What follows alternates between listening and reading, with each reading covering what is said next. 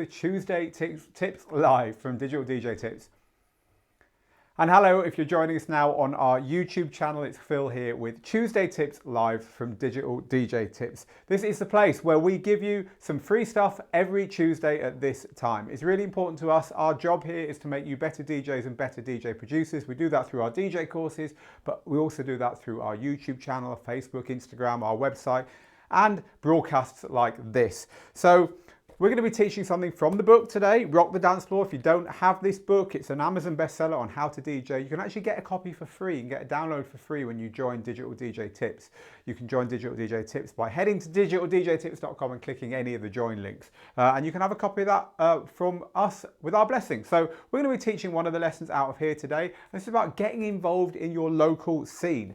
So this is a really important thing if you want to get gigs, but also for another reason that is maybe not quite so apparent and possibly even more powerful than getting gigs. So we'll be talking about all of that. If you're new to this then, you now know what it's all about. If you're one of our existing viewers, welcome, good to have you here live. But if you're watching the replay, it's probably because you haven't clicked the subscribe, the bell, the show this first in Facebook, whatever you have to do to see our stuff live. That is what you're gonna need to do, because then we can alert you when it happens, which is what this is all about. Okay, so let's get going. And I wanna start off by talking about why you should be getting involved in your local scene. You know, at the end of the day, we only do stuff because we want something out of it ourselves, right? So the reasons for getting involved in your local scene are really based upon wanting to get gigs, wanting to get to know people, and wanting, it's part of your strategy for succeeding as a DJ, right? If you're just going out, that's great. If you're young enough and all your friends are going out and everything's cool, that's what you do. Well, there's no effort involved. You're just out and about anyway. I used to joke that, you know, this is a job when I was out DJing and stuff. But as you get older, and as DJing is your hobby, but you still want to get gigs, well, then you need reasons for going out and doing stuff. Maybe all your friends aren't going out anymore. Maybe you're the only person that needs to do this stuff. So we need a bit of a strategy. So why are we doing it? Well, we're doing it because we understand that people only work with other people if they know and like them, and you're not going to meet people in order for them to know and like you without getting out there. But also we do it as part of our biggest strategy for getting gigs or for getting on in our DJing, which means that just heading out there for fun isn't really going to deliver the goods. You need to have a few things in place first. You need to have your basic Facebook page, Instagram page, profile, a mix up there, somewhere where people can get in touch with you, maybe an email list, all the things that we talk about on this channel, but also in the book. You know, basic stuff you should do as a DJ if you want people to, if you want to be able to look people in the eye and say, hey, I'm a DJ. You know, once you've got those few bits and pieces, that's great. You can't kind of go out and be a social chameleon and network your way to the best DJ gigs. You've got to do all that groundwork as well. But it's based upon being part of your tactics for delivering this kind of strategy about how to get on as a DJ. And that involves, as I say, first doing the groundwork, but also understanding that underneath all of this, it's about people to people. It's about meeting other people. People only do business with people they know and like. If you want to get DJ gigs, you better make sure the person giving you the gig knows and likes you. So that's what we're aiming at here. So before we move on into our list of things that you can do to get involved in your local scene, which are all things that I've done, I've seen people do, and that our students have done, which will really help you if you're like, yeah, I know I've got to do this stuff, Phil, but it's cold outside and, you know, I'll be the only one out there. I'll be standing out like a sore thumb. I don't want to do it today. Right, I can help you with that. That's what this is all about. It's about empowering you to have a go at this stuff. So before we do that, I just want to do a couple of things. Firstly, I want to check that we're live because you never know. You never know with technology nowadays. And I want to say just a couple of early hellos to people. So we will start off on that list of things we want to deal with in just 2 seconds. So firstly, over on Facebook, hello to Walter and Andy and Corey, who's in Michigan. Hello to Stan, who's looking at the Roland DJ 808. Yeah, this is our controller of the day today.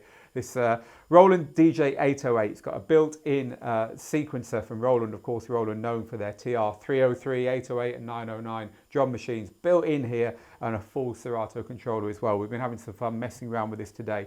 It's a very nice controller. So yeah, that's what that is. Hi to Scotty. Hi to Will, who says speaking Portuguese. We had a little Portuguese to and fro on over in the community. I can't speak Portuguese. Hablo español sin problemas, pero Portuguese, no. Hello to To Milos, nice to have you here, Milos. So that's a few people over there on Facebook, and then over on the YouTube page, just a few early hellos to people over there before we get going. So over on YouTube, hi to Jeff, hi to DJ Tantrum, hi to Preet, hi to Soundbug, who asked a good question. We'll try and get onto that at one point in the future, Soundbug. Hi to DJ King Fred, who says it is all about networking. It is, King Fred, and that's what we're going to talk about. Darren just says whoop. Well, good to have you here, Darren. I'm glad you're excited. Hello to Benny. Hello to Andre007, who says hello from Romania. Darren says, I really should get myself a DJ name. Yeah, it does kind of help. It's one of the things you want before you get out there, is a name for yourself. Hi to Michael, who says, morning, Phil. So you're obviously stateside, Michael. It's 4 in the afternoon here. DJ King Fred says, I like your book. Awesome. I'm glad you like the book, King Fred. And hi to Curtis. And Slados. Right, let's get going. Let's deliver some value for you guys and girls. So we're talking about getting involved in your local DJ scene. And the reason we're doing this is it's part of our strategy for getting gigs and for getting on our DJing. We're going to make sure we've got the basics in place. A DJ holding page or website, at least a Facebook page, Instagram. We're posting a bit. We've maybe got a mix on Mixcloud. We're starting to get our name at least online. And then we want to go out. We want to kind of build on this. No one ever got famous by sitting in their house. So here are some solid tactics. So the first thing is that you're going to have a list of venues, you're going to have a list of places, you're going to have a list of gigs and DJs that you like the idea of kind of finding out a bit more about. Hanging out in the places where all this happens, away from peak time, right? There's no point going to a big club on a Saturday night at 1 in the morning and expecting to, get anything useful other than a really, really good night out from it. Much better to be the first person in the venue. Much better to be there supporting the nights in the week that not many people go to. If you want to DJ in your local beach bar, much better to hang out there early on a Tuesday than being there on a Saturday night when it's busy and the sun's going down and everyone's pina coladas are flying out and everyone's having a great time, right? The bar staff are worked off their feet, the manager's worked off his or her feet, and you're not going to get noticed, have a chance to have a chat and stuff like that. So my number one piece of advice is try and hang out in the places where the DJs are that you like to listen to, or the DJs are whose jobs you want, or whatever, or where the managers might be from the from your local scene when everything's quiet, because that's when you can sit at the bar and get chatting and say, hey, I was in here on Saturday, it was awesome. Have you thought about doing a Sunday night here? I do some chill out music. Would you mind, just having this USB stick and give it a listen when you want? Next time you go in the bar, they might be playing your music in the background. But it's getting into places where the people who normally do the work there are a little bit quieter and might be hanging around. Of course, it's hit and miss, but just going out on the quieter nights and going out at the quieter times is a number one piece of advice. If you're heading out with tactics, if you're heading out trying to achieve something, trying to get your tapes in people's, or your mixtapes or your CDs or your USBs into people's hands, or your business card, or have a chat about potentially helping them out or whatever. Same goes for mobile DJs and wedding DJs. If you want to get a gig in a new venue or in a hotel that's got a lot of stuff on that you think you could be doing, you want them to recommend you when people book a reception or whatever, you've got to hang out there when the people who've got their hands on the strings of all that stuff are not worked off their feet. I find early in the week and early in the day is always a good time for doing that kind of thing.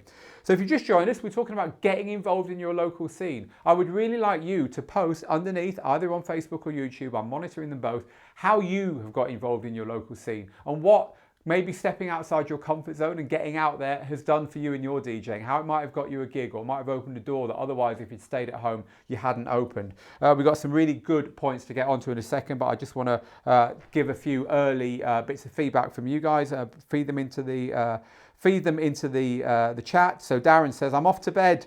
Bloody time zones. So I'm guessing you're Australia or something, Darren. Hello to Andrew in Jamaica. And hello to Michael in sunny Kingston. Kingston also in Jamaica. Awesome to hear. It's nice and sunny over there in Kingston, Michael. And over on Facebook, a few of you saying, this is super cool. I'm glad. We are live. I love this stuff, says Matthew. I love this stuff as well. It's awesome. What we do it for. You're the man, Phil, says Cameron. Oh, well, thank you for that. Good afternoon, says Darren. I'm very interested in this one, says Joey. Well, good, because I hope you're going to, Joey Puga, that is, I hope you're going to get some value from it. All right, then, let's carry on. on in ISIS. You're the best teacher, man. I appreciate that. I went to a lot of weekday events, got my mixes out there, not just to promoters, but bartenders, bouncers, promoters, friends, etc., says Ali. So I'm assuming that worked for you, Ali. So listen, this is not on my script for today, but let me share something really, really important with you. We've taught this before here, but if you haven't heard it, this is a groundbreaker if you're trying to give your tapes out and get gigs. So this is what it is.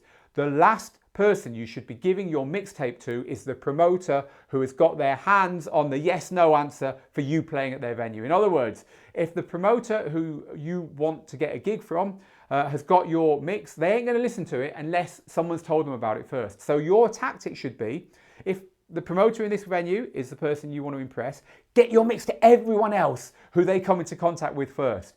Get it to the bar staff, get it to the bouncers, the doorman, get it to the other DJs who play there. Make sure it's on SoundCloud and maybe they've noticed it in their feed. Pay for a bit of advertising so that you think, well, you know, I might be able to get it into their Facebook right-hand side. Do everything you can, crafty or not, to make sure that the point when you walk up to that person and say, hey, you know, nice to see you again, because hopefully you've noticed the person. Here's my latest mix. I made it especially for you to consider for me doing a warm-up here on a Saturday night. Would you mind giving it a listen? Because I'll tell you one thing, if they don't know who you are, they won't listen to that. But if someone has said, oh, they're nice, that person, you know, I had a chat with them, they gave me their mix, the music's not bad either, and they know who you are and they know that your music's not bad because someone's told you, then they're likely to listen to your mix. So the rule is, make sure the last person you give your mix to is the person you really want to give you the gig, and do the work around that person first. That's not what I wanted to talk about today, but I thought I'd drop that one in there because someone just mentioned it. Okay, we're talking about ways, excuses, reasons to get off your butt and get out there. And especially if your mates don't want to go out, it's cold. You're having to do your own footwork for your DJing, even though no one else you know is into DJing and no one else is into your music, and it's all a bit lonely. There are some things you can do which will help. So one that I've used myself and I've seen used a lot is volunteering for charity. Volunteering for charity or charity events. Now there must be a charity in your life that means something to you. They throw events, they have stuff that they do. If you can get involved in helping where they're putting events on, even if you're not the DJ, just helping, you'll meet the DJ, but also charities invite important people. So for instance, in your town, if there's a charity event and you're involved in helping, maybe you're, I don't know, clearing up afterwards, helping set everything up beforehand, being the sound engineer, doing the lights for them, being on the door with the guest list, whatever. If you're helping, you're going to meet people who could potentially advance you in your DJ career, who you can give a mix to or a card to. But of course, if you can volunteer, oh, look, I'll DJ your event, I'll do it for free. So one of the few times when DJing for free is something we recommend. Then of course, you're going to meet the great and good and you'll get a chance to show people what you can do. A lot of paid work comes from charity gigs. That's a bit of a dirty secret of this game. So if you can get involved in any way, volunteering for charity, of course you're doing it because you want to help. You're not doing it just to forward your own aims, but the two don't have to be opposed, right? You know, you can get something out of it yourself and do some good. Go home feeling happy about both things, right? So getting involved in charity, and it also gives you an excuse to get out because you're helping someone, you're doing something, you've got something to do as well as kind of keeping an eye on who might be here who could help me in my DJing, right? So getting involved in your local charities. The next one is, this is one that I actually used very early on in my career to massive effect, is writing, reviewing for your local blog, your local music paper, your local listings magazine.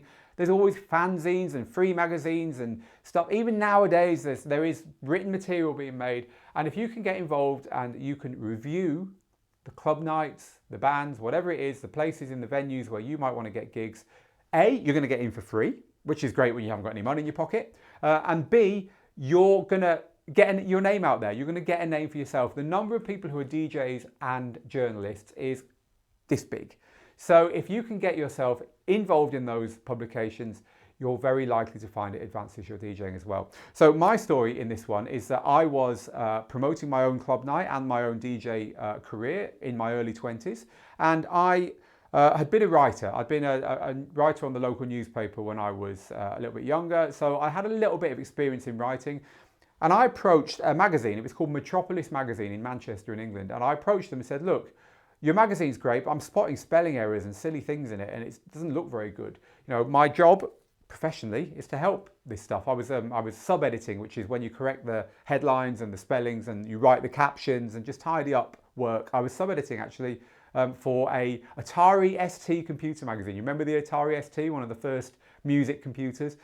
So I had a bit of experience. I said, look, I'll do it for free for you. I'd love to.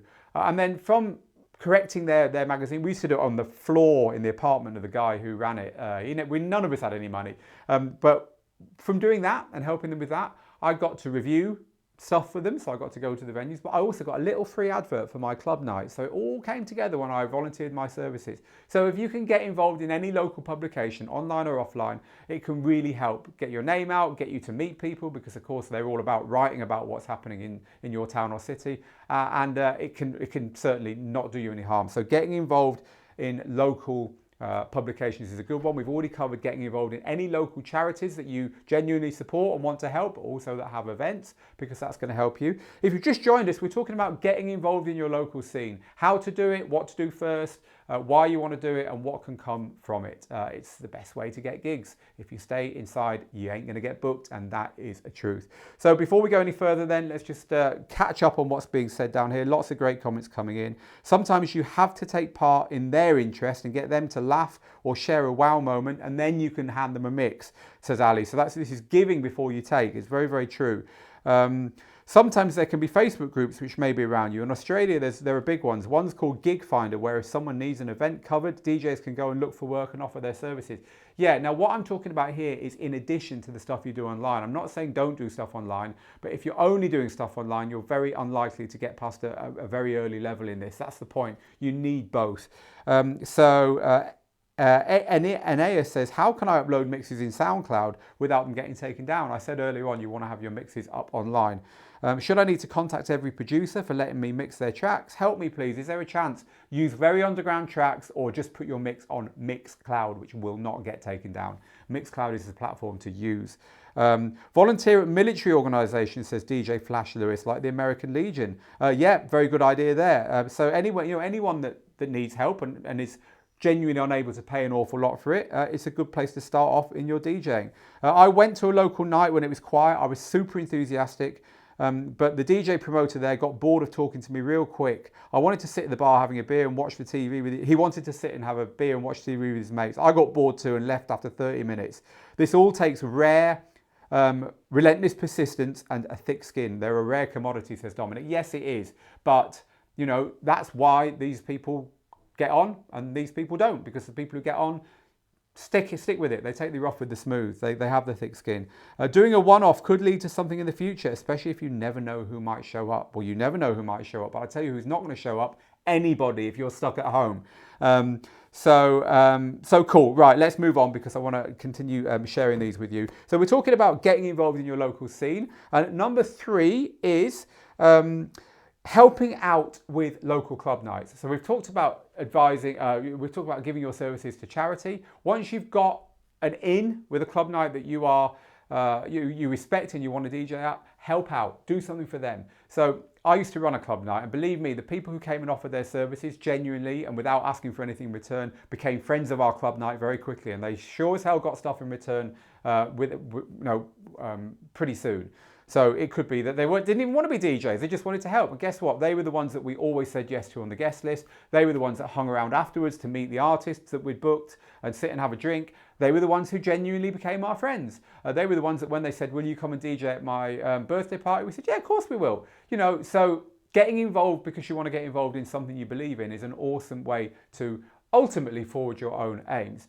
So, for instance, you could offer to do the guest list on the door. You could offer to just sit and take the money. You could offer to, if you've got a nice car, you could say to them, look, let me collect your DJs from the airport and drive them back again, or to the hotel and back again. Save you the bother. Believe me, promoters always want this kind of help. You could be the one with the iPad getting people's email addresses around the dance floor for the club's mailing list. There's all kinds of things you could do. Volunteer to help a local club night and it will come back to you. And of course, you're getting to know the people in the exact part of the scene that you really, you really value yourself. So that's one that I really do think is a useful one. Of course, this is a bit further on from just getting out and doing your research, because you need to know someone in that event or in that organisation in order to do that. So if you've just joined us, we've been talking about how to get involved in your local scene, why you should get involved in your local scene. We've talked about preparing, having at least a mix out there, and maybe your first one-page website and your Facebook and Instagram. And also the point that we're trying to get across here is that people only book and do business and work with people they know and like. So you need to get out there in order to get to the point where enough people know you for bits of work to start coming in. We also talked about the fact it works for mobile DJs as well as club DJs, because you can go and hang out in the venues that might get their function rooms booked, and then the next thing the person who booked the function room says is, where do I find a DJ? And hey, guess what? Your car's behind the bar and the manager knows you because you're in there having a drink early doors the week before. So the points we've covered here are: just hang out there, but do it away from peak hours so you get to chat to people in quiet times. Volunteer for charity. Any local charities that throw events or that you believe in, volunteer and help them. Review events for your local listings paper, blog, whatever. And also helping out with club nights is a really good way of getting in. And another one that people don't do enough, especially if you are young and you haven't got a job, or you're a student, this is a big one for students, get a job there. Get a job behind the bar. Be the bathroom attendant. Doesn't matter what it is. Try and get a job working in or around the industry or the venues or the places where, you know, nowadays a lot of venues are kind of like multi-level. There's a club, there's a coffee shop, there's a restaurant. Try and get a job somewhere in or around the venue, because you'll very quickly get to know everyone else. You'll be the one sitting having a drink after work and meeting the people who can pull the strings for you. So getting a job in a venue is a great way as well.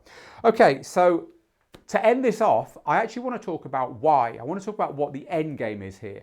Because in and of itself, getting involved in your scene is an awesome thing. But obviously, we kind of want something for ourselves from it, right? Otherwise, we wouldn't be doing the research. We wouldn't be having a DJ website and getting our mixes up. So the obvious thing we want is the gig, right? At the end of all of this.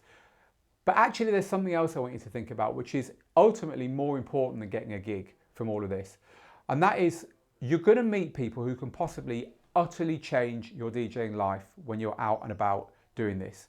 You're going to meet mentors, and you're going to meet people who end up advising you. You're going to meet people you end up partnering with as a DJ or as a producer. You're going to meet the venue owner who you end up DJing every Saturday night for the next 15 years.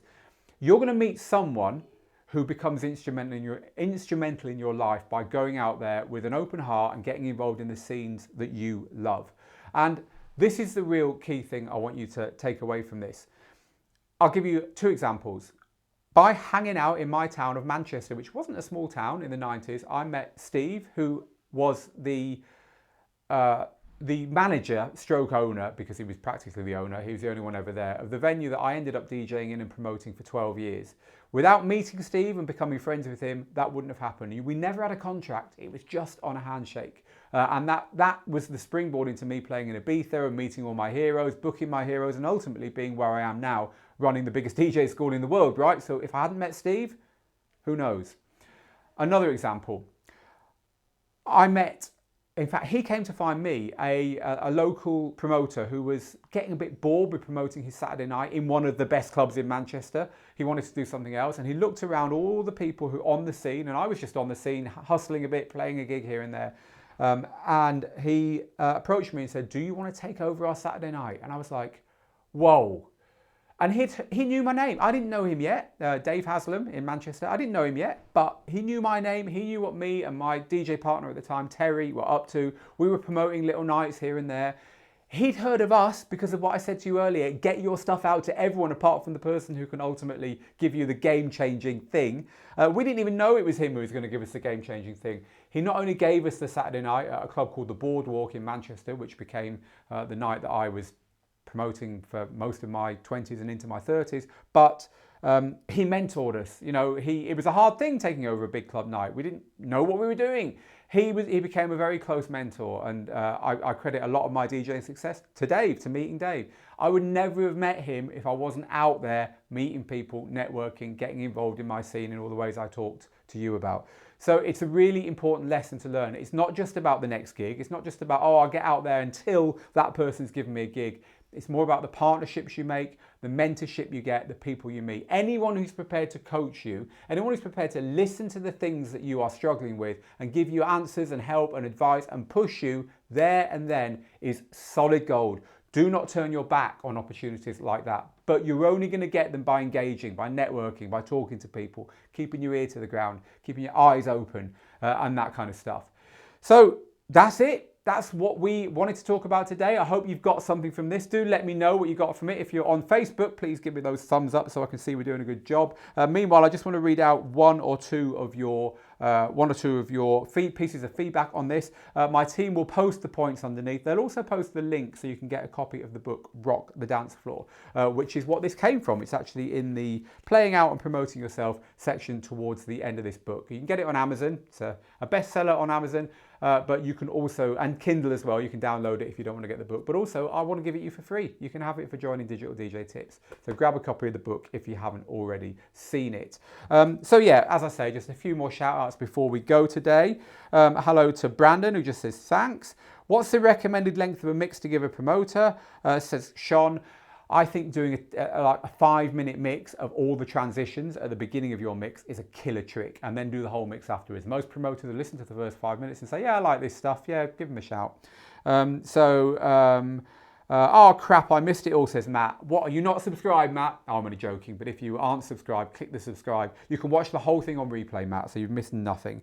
This is a huge topic by itself, and a good one for a video, say my team replying to Bugs, who says, how do you promote a club night? Yeah, I promoted a night for years. I wrote a big series on it for iDJ magazine in the UK a long time ago, but maybe we'll cover that in a future one. I fell into a huge steady gig through having a listening session at home with friends. Very lucky, says Will. Yeah, it does sound lucky, that one. Well done, Will. You have to go see people to be seen. You'll always be noticed if you're there a lot. I don't lead a conversation with, I am a DJ. No, it says Too Fine Productions. That's exactly right. You will always be noticed if you go anywhere a lot. And therefore, you don't need to lead conversations and be pushy. Just be there a lot and it'll kind of come to you. Okay, the replay for all those of you asking is going to be available immediately after we've finished. So that's just keep an eye on both YouTube and Facebook for that. Be a photographer, says NEA. Yeah, it's a really good idea. So cool. All right. So just to finally end off, I just want to head over to YouTube and give a few shout outs to people over there who want to be heard. So there's a few hellos over there. The Real DJ Smooth says, Phil, this is really good advice. Well, thank you for that.